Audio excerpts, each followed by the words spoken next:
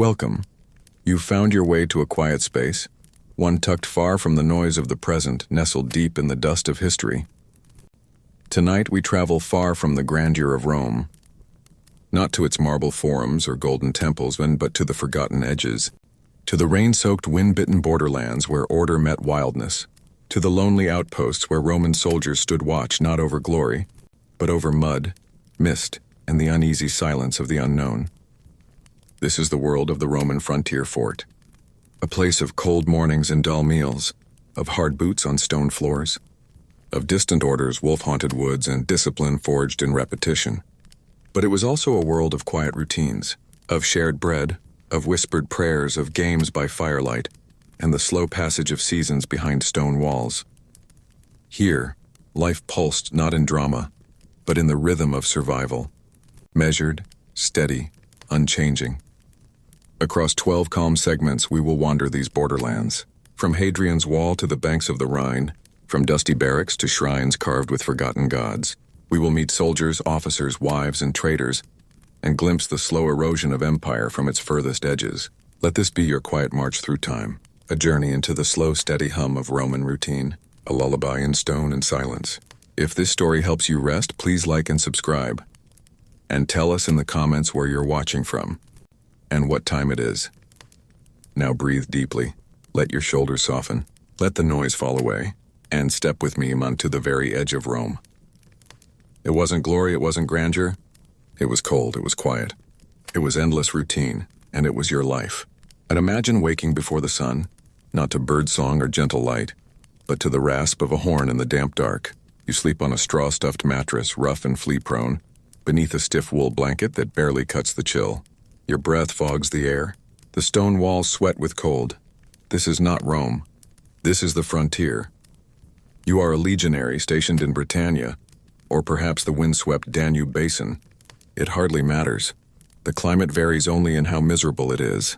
In the north there is endless rain, your feet perpetually damp, your boots stiff with cold. In the east it's dust and wind, grit in your food, flies in your nose. Wherever you are far from home. On the first duty of the day, inspection.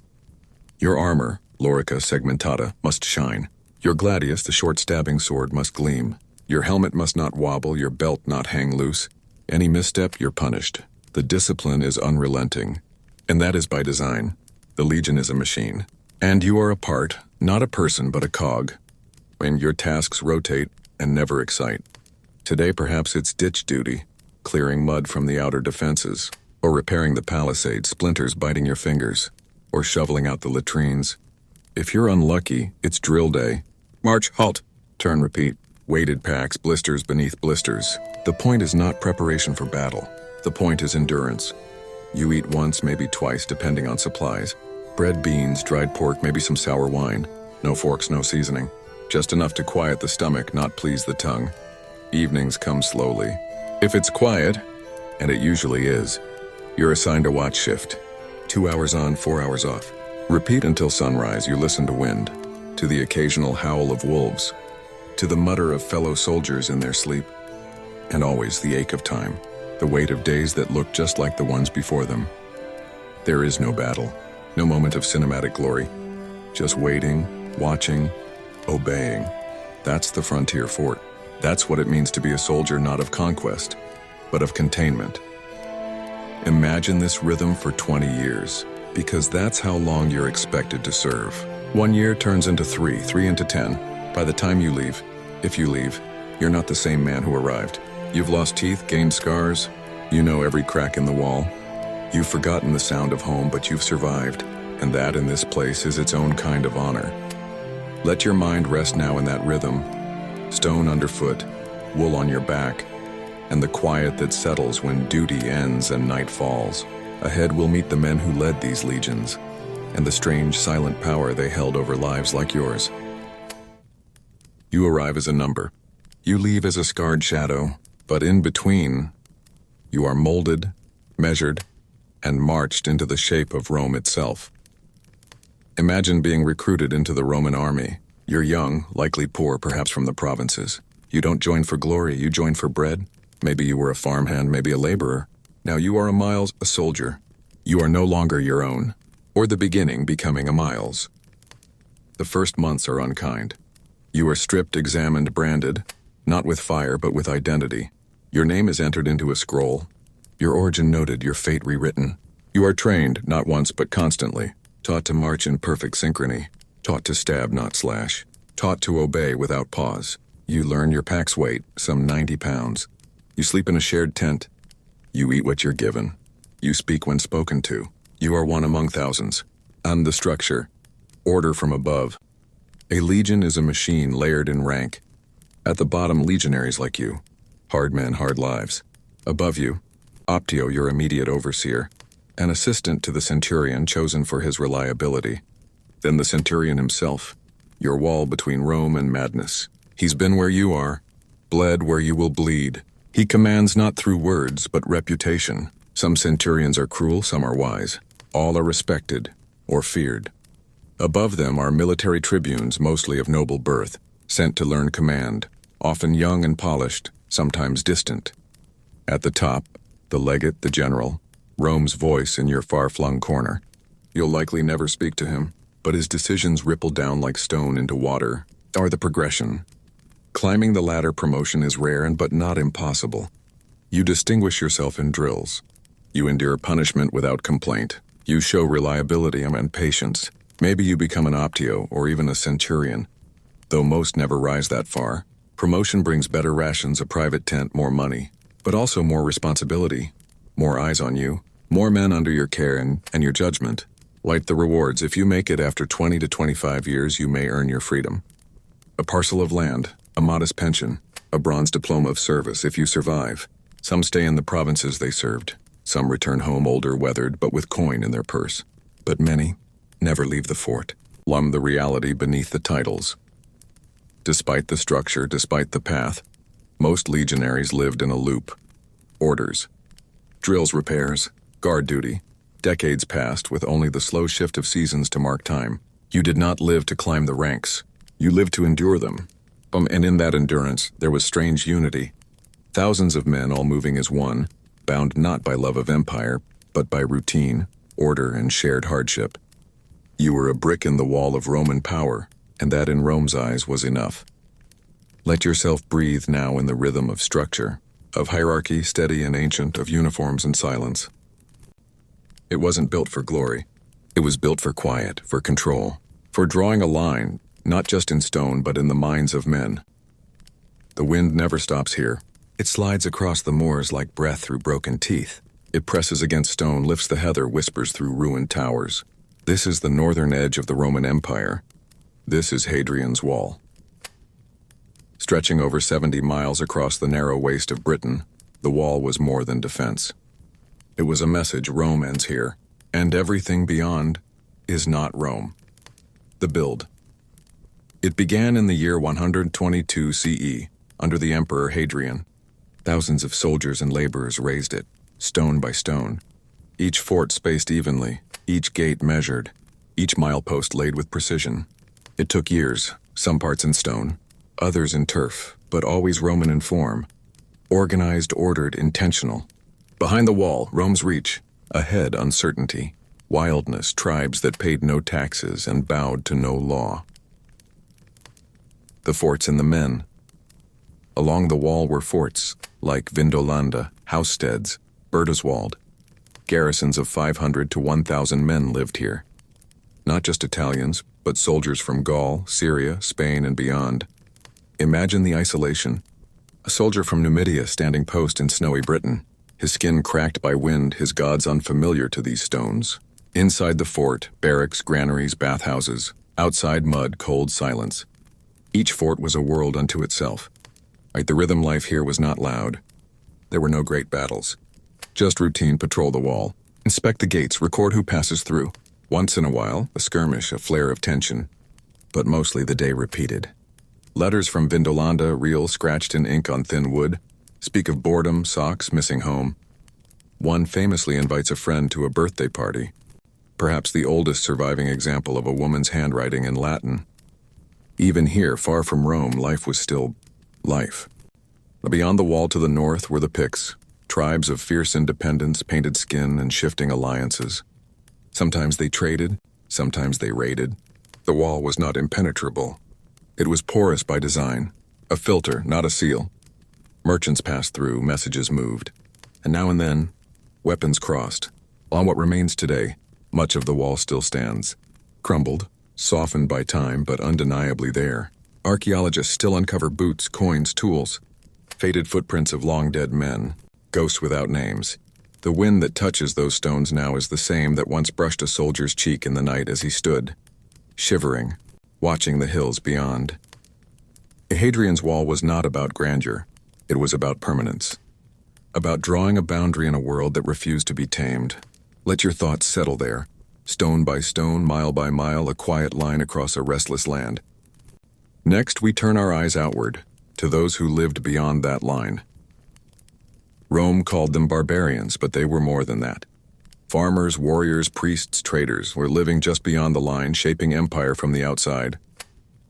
They didn't live behind walls. They lived in forests, in valleys, across rivers that knew no borders. They raised children, gathered grain, sang songs in languages no Roman could speak. But to the empire, they were all the same, barbarous. A single word for 1,000 ways of life. The word barbarian. To Roman ears, foreign tongues sounded like nonsense. Bar, bar, bar. So the term barbarian was born. Not to describe who these people were, but who they weren't.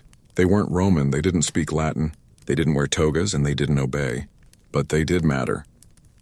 The Picts of the North. In the shadow of Hadrian's Wall lived the Picts. People of northern Britain, fierce and elusive. Roman reports describe painted warriors, their skin marked with swirling blue dye. Woad. But were they truly so wild? They farmed, they forged iron. They built hill forts and passed down oral traditions we'll never read. Sometimes they raided, sometimes they traded. Always they watched the wall. To Roman soldiers, they were a constant question mark on the horizon. Are the Germans of the Rhine? To the east, across the river Rhine, lay the tribes of Germania, the Cherusci, Suebi, Chatti, and many more. Here the forests ran thick, the weather cold, the people tribal, loyal to chieftains more than kings. The Romans feared them, especially after the ambush in the Teutoburg forest where 3 legions were annihilated in the mist and mud. But not all contact was war. Some Germans became Roman allies. Others served as mercenaries in the legions. A few even settled inside the empire. The line between enemy and neighbor was never fixed. In the Dacians and Sarmatians further southeast, in what is now Romania and Ukraine, lived the Dacians, mountain dwellers with silver mines and strong arms. Rome fought hard to conquer them, but never fully broke their spirit. The Sarmatians, nomads on horseback, roamed the steppe, elusive and strange to Roman eyes. Archers in flowing robes, their ways of war unlike anything Rome knew. Rome met them not just with swords, but with diplomacy, tribute, and wary respect. On a shifting frontier, what we call the frontier was less a wall and more a membrane. Purse moving, alive. People crossed for trade, for escape, for war. The so-called barbarians weren't primitive, they were simply different. And in time, many of them would walk into Rome as settlers, soldiers, and eventually rulers. And so let your thoughts wander past the borders now, past the walls and rivers, into the forests and plains where another world lived, parallel, powerful, and patient. In the next segment, we turn our gaze back inward, to the tools and techniques that built and maintained Rome's distant outposts. Even at the edge of nowhere, Rome built like it meant to stay forever. Stone by stone, road by road, order laid into the earth itself. It begins with a line in the dirt, a trench, a pile of earth, a measurement drawn by eye and experience. Then the rhythm begins, shovels scrape, hammers ring, orders drift through the dust. Where there was once open ground, Rome lays down structure. Are the forts a typical Roman castrum, or fort, followed a near-identical plan. Rectangular 4 gates, 1 on each side.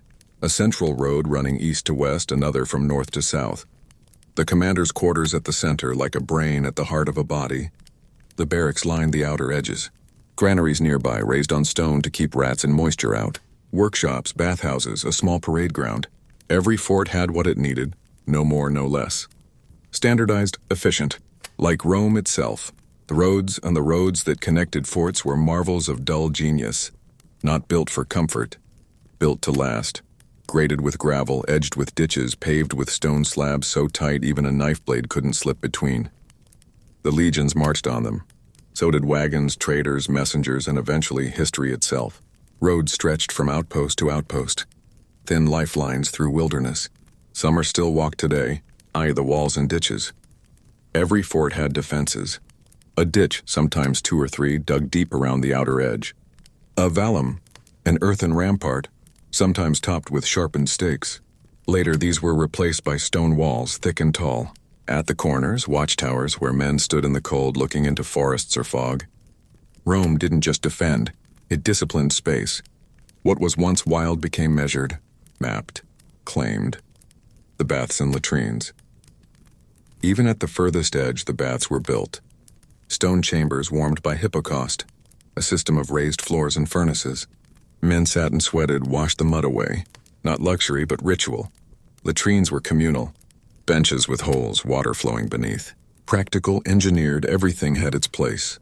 Cleanliness was control, marched the builders, it was the soldiers who built it all. When they weren't drilling or patrolling, they dug, stacked, carved, and paved. They were warriors with calloused hands, masons by necessity. The same men who swung swords could also mix mortar. On why it mattered, engineering wasn't just function, it was identity. To build was to say, we are here. We belong, we have tamed this place. Even when they didn't stay forever, Rome built like it would. And long after the soldiers left, the stones remained. So now let your thoughts settle among those stones. Smooth, measured, silent, laid one atop another without haste or flaw. Next, we turn away from duty and explore what soldiers did when their tasks were done.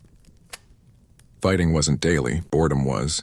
And where boredom lingered, men found dice, drink, distraction, and sometimes darker indulgence. After the drills, the rations, the inspections, there was time. Long hours, quiet stretches of nothing. A Roman frontier fort wasn't always a place of action. More often it was a place of waiting. And in that waiting, soldiers found ways to fill the space between duties. The endless hours. Imagine a cloudy afternoon behind the walls. The gates are shut, there's no march today. No enemy at the fence. You've already cleaned your kit, repaired your cloak, scraped your sandals clean. What now? Games of chance, one answer. Games. Simple boards were scratched into the stone floors. Grids, circles carved with the tip of a dagger or stylus. Men played latrunculi, a Roman strategy game, something like chess. They played dice, often with stakes, coins, rations, even clothing. Dice made from bone, ivory, lead, sometimes loaded. Dishonesty is as old as boredom. Shouts, laughter, or sullen silence after a loss. These games were more than play, they were ritual. A rhythm to pass the hours. Stories and letters. Some men read, and if they could, scrolls brought from home or religious texts. Others recited stories, retold legends, or exaggerated old battles. Some wrote letters, scratched onto thin wood, folded and sealed. Small messages sent south to distant homes, we still have them. One soldier asked for socks, another for wine. Another simply said, I miss the sun. Drink and vice wine was common. Watered down, sour, stored in clay amphorae. But sometimes it was brewed on site, mixed with herbs or honey. It dulled the chill and blurred the tedium. Too much, and there were consequences. Discipline never rested. There were also camp followers, traders, women, even unofficial wives. Some legitimate, others not. The boundary between companionship and commerce often blurred. Rome tolerated much, so long as order was preserved. Fights and fractures. Men confined together grow restless. Disputes over dice, over women, over insults. Fist fights in the alleys between barracks. Scars traded under the moonlight. Centurions kept a hard line, but tempers still burned, especially in far-flung forts where the cold seeped deep. The edge of discipline. There was no retreat. No leave, no weekend. Only the same walls, the same men, the same dirt under your nails. And so the mind wandered, into games, into drink, into dreams of somewhere else. Even the fiercest soldier beneath his armor was just a man longing for escape. Let your thoughts drift now into that space between duty, where nothing happens yet everything weighs. In the next segment we rise in rank, and meet the iron-willed officers who kept the whole machine from unraveling. He carried no crown, wore no silk, yet within the cold walls of the fort his word was law. The centurion I feared, respected, endured. He was not the highest-ranking man in the fort, not the wealthiest, not the best-dressed, but he was the most important. The centurion was the spine of the legion, the bridge between command and the common soldier, the hand that enforced the rule of Rome, and sometimes its mercy. Who he was, a centurion commanded roughly 80 men. A cohort of 10 such units made a full legion. He wasn't born into it. He rose through the ranks. He began as a legionary, survived drills, battles, punishment, boredom, proved himself again and again. His promotion was not only for bravery, it was for control, for the ability to command. He had to be unshakable. One, what he looked like. He was marked by what he wore, a crest on his helmet, worn side to side so his men could always see him in the chaos of combat. A polished vine staff, and not ceremonial but functional. He used it to point, to strike, to discipline. His armor was often finer, his tunic brighter. But his boots were still worn, his hands still rough. What he did, he rose before his men, inspected barracks, checked weapons, oversaw the day's orders. When drills began, he led them, marching at the front, never asking of others what he would not do himself. He tracked food supplies, mediated disputes, reported to higher command. And above all, he kept discipline. Or discipline without exception. The centurion was allowed to punish at will. Lashes, fines, extra duties, even death if the situation demanded. But the wise ones didn't abuse it. They understood balance. Too much fear and men crack. Too little and they crumble. The best centurions were like stone pillars, silent, unmoved, always there. Loneliness of command. Though he lived among his men, he was not one of them. He dined separately, had his own quarters, answered to legates, not legionaries. He carried respect and isolation. Legacy centurions rarely made history books, but without them the Roman army would have buckled. They trained the raw recruits, held the line in battle, endured the weight of empire without praise or song. They were neither tyrants nor saints, just men, hardened by years, shaped by rules, burdened by the task of keeping order in places where order barely held. Let your mind rest now in the silence behind the vine staff, in the steady footfalls of a man who never missed a beat. In the next segment, we step deeper into the spiritual lives of the garrisons, where gods traveled with the men, and strange rituals grew in the cracks of empire. Far from Rome, the gods still walked. Some arrived by ship and scroll, others rose from the soil, and in the lonely hours, soldiers lit candles to both. Religion in the Roman frontier was not loud. It was not parades or temples of shining marble. It was quieter, simpler, woven into daily life, a whispered prayer before guard duty, a carved offering slipped into a niche, a garland placed on an altar before the morning meal. The divine was always near, even if you were thousands of miles from the temples of Rome. The household gods. Every Roman soldier, no matter how far from home, brought with him memories of the lares and penates, household gods that guarded the hearth, the family, the food. In his tent or his bunk, a soldier might set a small statue on a shelf, a token from his mother or a figurine shaped from clay. A daily offering of crumbs or wine, a ritual of comfort, not spectacle. Even in cold barracks, these small devotions anchored a man to the life he once had. Official worship. The cult of the emperor. Rome also expected loyalty not just to gods, but to emperors. Each fort had a shrine, dedicated to the genius, the spirit, of the reigning emperor. Soldiers offered incense, spoke the emperor's name aloud, pledged loyalty. It was political. It was religious, and in Rome the two were rarely separate.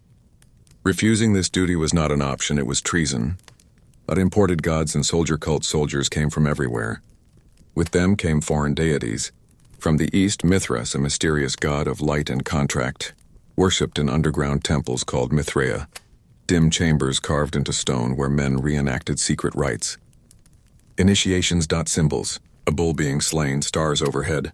It was a mystery cult known only to its followers. Others brought Isis from Egypt, Cybele from Anatolia, Jupiter Dolicanus, a sky god worshipped in Syria, now called upon in rainy Britannia. The garrisons became spiritual mosaics, layers of belief folded together. Sacrifice and superstition. Ritual sacrifice still occurred, mostly animals, goats, or birds. But often offerings were bloodless: bread, wine, incense. Before battle or a long march, augurs might be consulted. Birds observed, entrails read. Even the rational soldier trusted the omens. In a world of uncertainty, superstition became a kind of armor. Sacred stones and forgotten shrines. Archaeologists have uncovered votive stones, simple carved tablets left behind in forts or roadsides. To the goddess of the forest who brought me safely through. To Mars for strength in battle. To Sylvanus, keeper of the wilds. Forts had small temples, sometimes just one room, a candlelit place where soldiers knelt in silence. Some gods we still recognize. Others are known only by the name left behind. So now let your mind wander through that quiet temple. The stone cool beneath your fingers, a flame flickering gently in the dark. In the next segment, we'll step beyond the barracks, into the modest lives of the women and children who lived in the shadows of the wall. The fort was not just stone and soldiers. It breathed with quiet lives.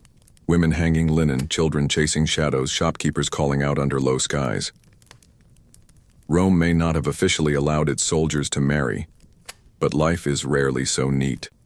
At the edges of empire, especially in the windswept forts of Britannia and the Rhine, soldiers formed quiet families. Unofficial wives, not children born behind the walls. Traders and laborers who followed the legions. They didn't march, they didn't carry swords, but they made the frontier livable. And the unofficial wife. While Roman law forbade formal marriage during a soldier's service, many formed long-term relationships. These women were often local, Britons, Gauls, Dacians, drawn to the relative stability of the garrison. They cooked, mended clothing, helped run small businesses. Some lived just outside the fort in Vichy, civilian settlements that grew organically, clustered like moss at the foot of Roman stone. Others lived inside, especially if their partner was high-ranking like a centurion. Though unofficial in Rome's eyes, many of these women were wives in every way that mattered. The children were born behind the walls, their fathers often in uniform, their mothers unnamed in records. They played near the granaries, chased dogs along the parapets, watched the drills with wide, curious eyes. Some grew up to join the legions themselves. Others became merchants, translators, craftsmen. They were bilingual, bicultural, part Roman, part local. They knew the world beyond the wall, and the world within it. By traders, craftsmen, and camp followers. Not everyone in the fort carried a weapon. There were blacksmiths, leatherworkers, bakers, weavers. Some followed the army from post to post. Others were locals, drawn to the steady coin of a hungry garrison. Shops sprouted up near gates. Taverns served soldiers and civilians alike. Bathhouses welcomed both, though sometimes on separate days. It was a microcosm, a strange blend of empire and province. Data, religion, and culture. These communities brought their gods. While soldiers built temples to Jupiter and Mars, their wives might quietly honor local deities, goddesses of springs, hills, and harvest. Shrines to mother goddesses have been found outside forts, stone figures with wide hips and folded arms, tokens of fertility, protection, and quiet domestic power.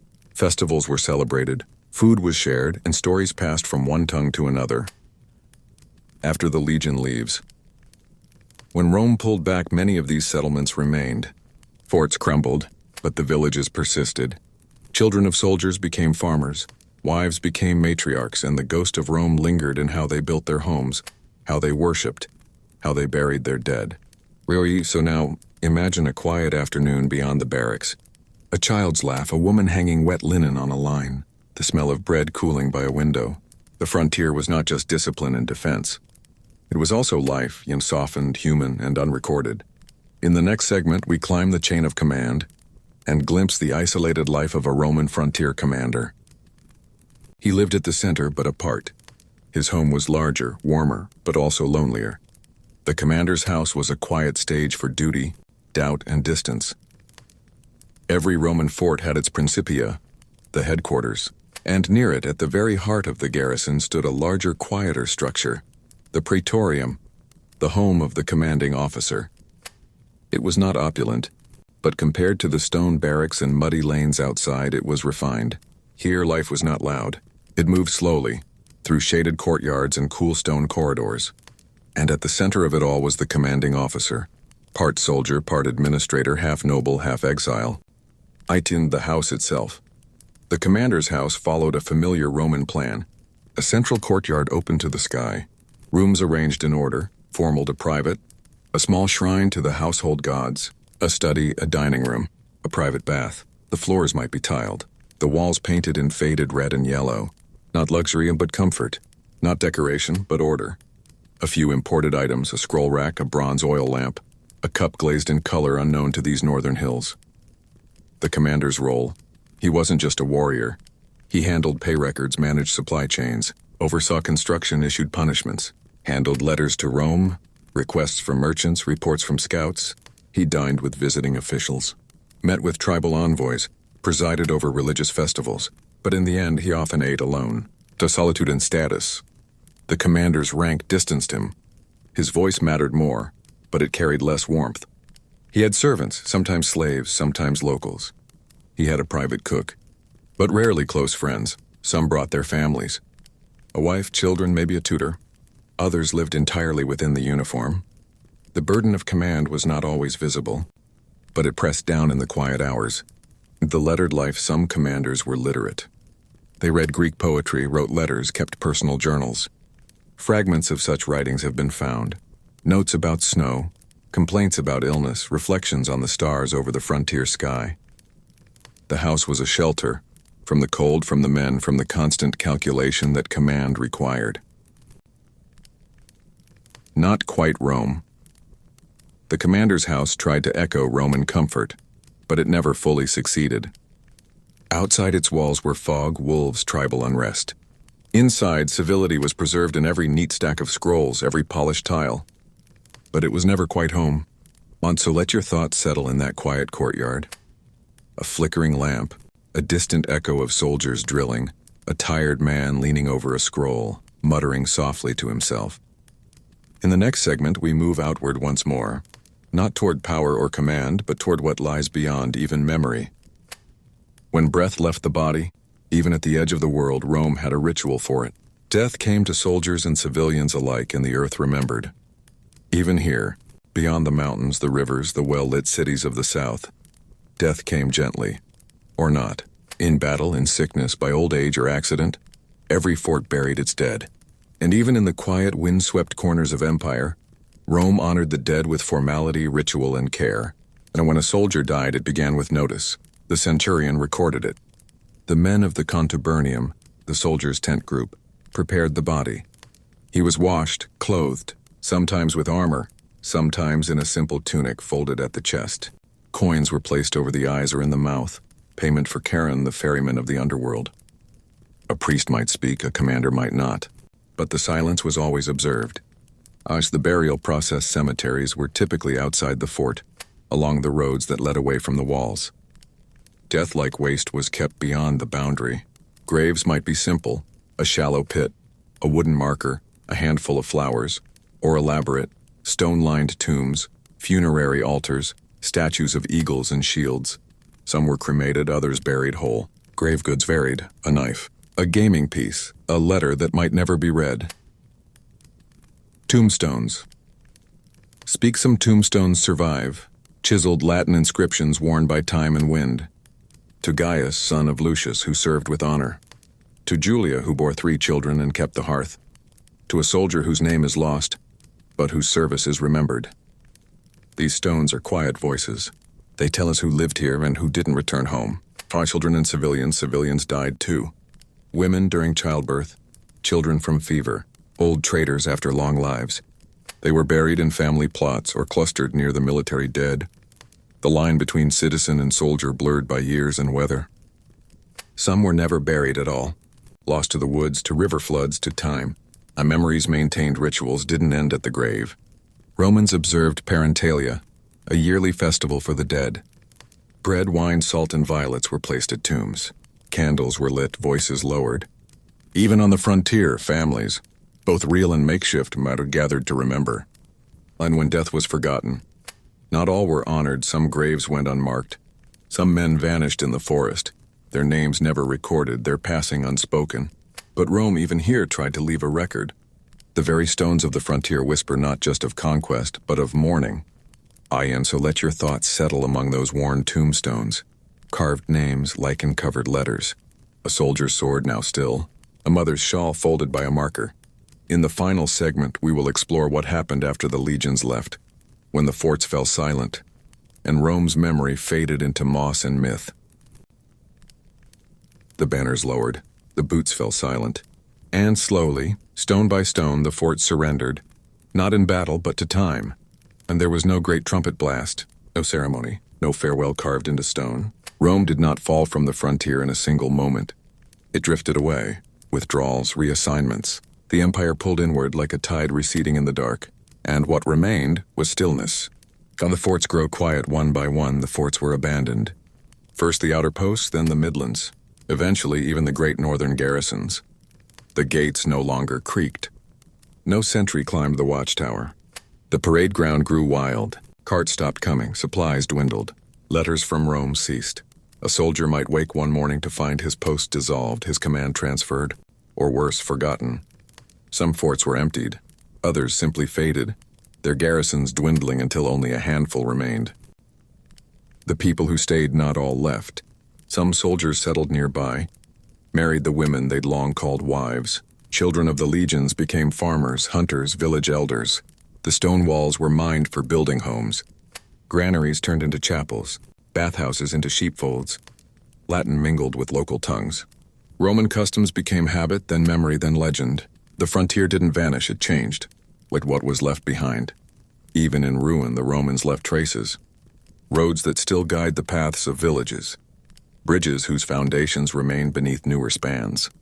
Names of rivers, towns, hills, with roots in Roman syllables. The bones of soldiers, the tools of craftsmen, a child's shoe preserved in the mud beneath a barracks floor, each item a whisper, each ruin, a punctuation mark in the long sentence of empire. The echoes in stone. Today, many of these forts are grassy mounds, low stones barely knee-high crumbling into earth, but beneath them, layers of story still resting in the soil.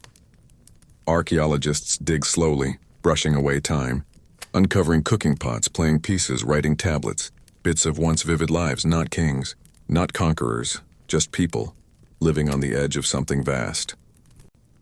On a gentle ending, Rome did not burn in these places.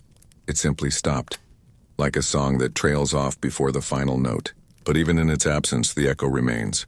In the roads we still walk, in the quiet dignity of a broken wall, in the names carved in stone, still read after 2,000 winters. So now rest, let your thoughts drift like mist through a crumbled gateway. Let the wind hum where soldiers once stood. Let the silence of the fallen fort soothe you into sleep. Here at the edge of empire, time stands still, and that in the end is Rome's last gift. To the tribes beyond the walls, the fort was strange, both threat and opportunity. To some it was invader, to others employer, to most it was simply present. We've spent many hours behind the stone walls, in the barracks, in the command tents, among the kitchens and altars. But now, step outside beyond the ditch, past the cleared land into the forests, the moors, the marshes, into the lands of the locals. For the people who had always lived here, the Iceni in Britannia, the Batavians near the Rhine, the Sarmatians in the east, the Roman fort was never just a garrison. It was a presence, a structure that hummed with foreign order. An unfamiliar rhythm laid over their older one. First encounters. At first, the fort appeared like a scar on the land. A wooden palisade, later stone.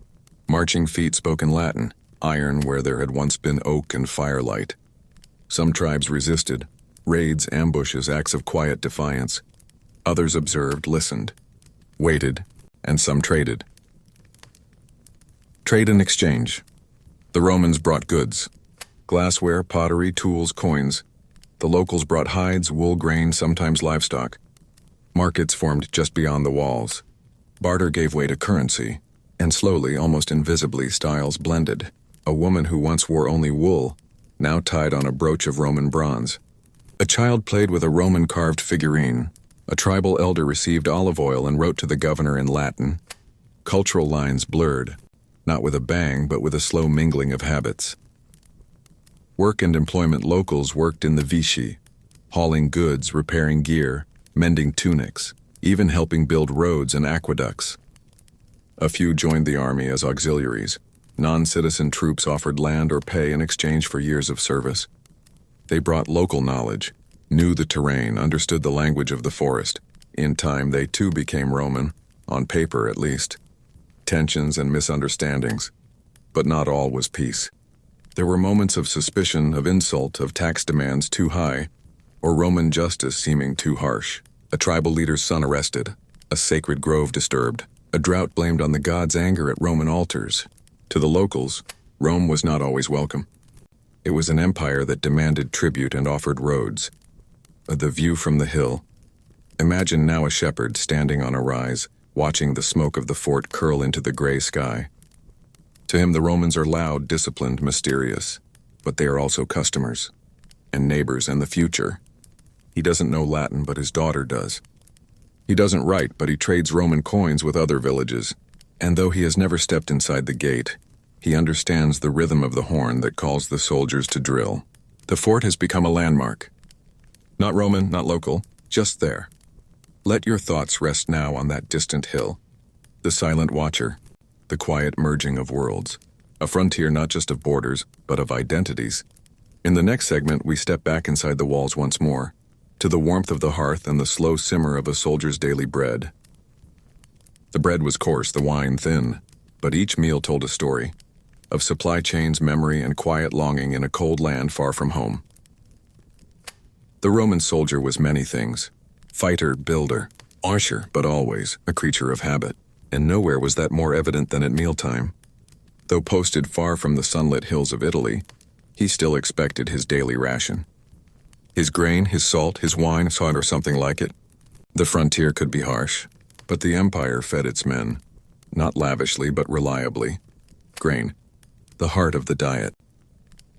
At the core of every meal was grain, usually wheat or barley. Issued by the fort, it was stored in granaries with raised floors and ventilated walls. Protected from rats, damp, and frost, soldiers ground it themselves using small hand mills called querns. The result? A dense, slightly gritty flour, which they mixed with water to form a thick, unleavened bread, baked over coals, or fried on a hot, flat stone. Sometimes they added herbs, if lucky, bits of cheese or onion, often nothing at all. Meat and protein. Meat was not constant, but it was present. Salted pork and bacon were staples, dried sausage, occasional cuts of goat or beef if available. Some hunted small game, rabbits, birds, deer, though hunting wasn't always allowed. In the cold north, soldiers often made stews, stretching thin cuts of meat with lentils, peas, and whatever root vegetables grew nearby. Warm filling, forgettable, but it kept the cold away. Vegetables and greens. The diet varied with season. In summer, cabbage, leeks, onions, garlic, herbs like dill or coriander. In winter, pickled vegetables, dried legumes, fermented greens. Romans loved garum, a fermented fish sauce, but on the frontier it was rare and precious. Its sharp, salty flavor could mask stale food, but more often it was simply missed. Wine, beer, and water wine was standard issue, usually diluted, sour, and shipped in clay amphorae. Officers drank better vintages. Soldiers made do with the basics. In areas like Gaul or Germania, beer was more common, thicker, cloudier, and unfamiliar to Roman palates, but it filled the same need. Water was drawn from wells or rivers, often boiled or mixed with vinegar to kill disease. It wasn't luxury, it was survival. What they missed, a soldier from Hispania missed olives. A man from Campania longed for figs and honey. They wrote home asking for treats. Some arrived in clay pots packed in straw, others never did. One fragment of a soldier's letter reads, "Please send more dried pears. I have shared mine and they are gone." Even then, sharing mattered more than hoarding. Food reminded them of who they were, where they came from, and who might still be waiting. Feasts and festivals. On holidays, Saturnalia, Sol Invictus, or birthdays, the fort came alive. Spices were unwrapped, bread was sweetened, wine flowed more freely. Laughter echoed in stone halls, fires burned brighter, and for a moment the frontier felt like home. So let your mind settle beside that hearth, a bowl of warm barley porridge, the smell of garlic on a soldier's fingers, bread torn in silence, steam rising gently into a winter dark room. In the final segment, we'll step back from the walls and look at what the frontier life meant for them, and perhaps for us. Empires are not only built in palaces or on scrolls. Sometimes they live in worn boots, stone drains, and the quiet hope of a letter from home. By now you've walked the barracks, heard the call of the horn at dawn, felt the chill of the stone baths, shared the stew, listened to footsteps echoing down dark, narrow corridors. You've stood on the watchtower, slept in the cramped soldier's bunk, and glimpsed the commander's quiet isolation. You've heard the languages mingle, smelled the baking of coarse bread, stood beside the gravestones outside the gate. And perhaps you've wondered, what does it all mean? Not glory, but endurance. The Roman frontier was not glorious, not in the way history books often suggest. There were no daily conquests, no marble temples, no cheering crowds, only routine fatigue, endless repair. The soldier patched his cloak. The wife bartered for leeks. The child watched the rain slide off the tiled roof. And in that rhythm, that quiet repetition, Rome persisted. Not through force alone, but through structure, through habit, through the unremarkable miracle of everyday order. Their empire in miniature. Each fort was a miniature Rome. It had law, roads, water, administration, belief. Even on a muddy hill in Britannia, there was a sense of structure that tethered it to something far away. A senate, a Caesar, a system. And the people inside, and they became Roman not through conquest but through familiarity. A man who sharpened swords in Gaul shared rituals with a mason in Dacia. They had never met, but they knew the same calendar, the same gods, the same oath. What am after the fort? The soldiers left. The stones remained. Over time, sheep grazed where standards once flew. Villages rose on Roman roads. Old foundations became footpaths, but traces lingered in language, law, and ways of measuring land. The fort in its silence continued to shape the world. What we learn. Perhaps this is what the frontier teaches us, that empire is not only about expansion, but about integration. That its survival depends less on gold and more on grain, less on generals and more on the men who swept the baths. And that history does not always remember their names, but their lives left marks we still walk over today.